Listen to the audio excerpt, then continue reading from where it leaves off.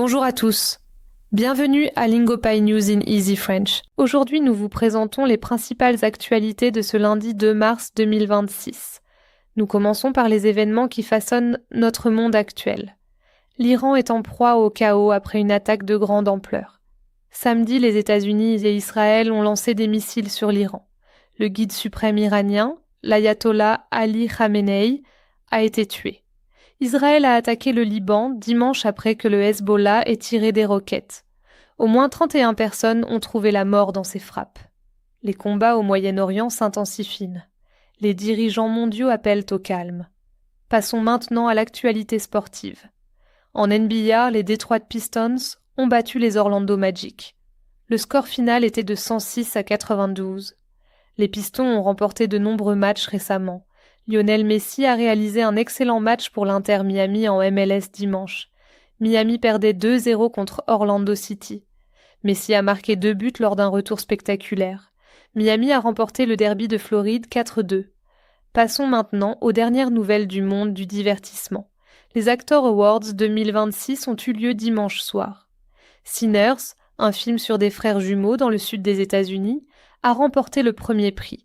Michael B. Jordan a remporté le prix du meilleur acteur pour ce film. Ce fut la grande surprise de la soirée. Paramount rachète Warner Bros. Discovery. Cette transaction donnerait naissance à l'une des plus grandes entreprises médiatiques au monde. John Oliver, animateur sur HBO, a plaisanté à ce sujet dans son émission. Il a demandé « Comment je peux me sortir de là ?» HBO fait partie de Warner Bros. Passons maintenant aux actualités internationales. Commençons par les États-Unis. La famille et les amis de Jesse Jackson lui font leurs adieux aujourd'hui.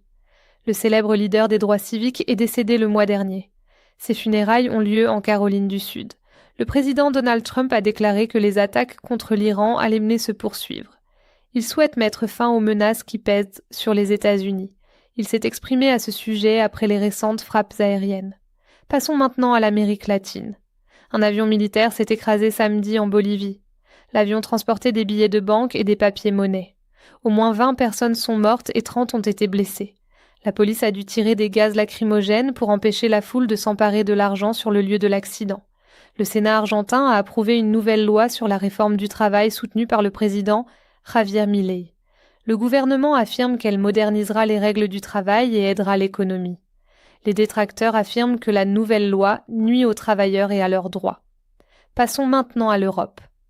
Le chanteur Sombre s'est produit samedi aux Brit Awards à Manchester. Un homme a soudainement couru sur scène et l'a poussé. Les agents de sécurité ont rapidement expulsé l'individu. Sombre est revenu et a continué à chanter. Les aéroports de Chypre connaissent des problèmes en raison de la guerre qui fait rage à proximité. Certains vols sont retardés ou annulés. La sécurité est très renforcée dans les bases militaires de l'île. Enfin, passons aux actualités internationales. Les compagnies aériennes en Inde et aux Émirats arabes unis ont annulé de nombreux vols. Il n'est pas sûr de voler près de la zone de guerre. Les passagers doivent vérifier leur plan de voyage. Un groupe sud-coréen souhaite construire un grand centre informatique en Afrique du Sud. Le projet coûte près de 10 milliards de dollars. Il contribuera au développement de l'intelligence artificielle. Cela conclut nos principales nouvelles d'aujourd'hui. Merci de nous avoir rejoints sur Lingopay News in Easy French. Nous reviendrons bientôt avec une autre mise à jour sur les dernières nouvelles. Merci pour votre attention.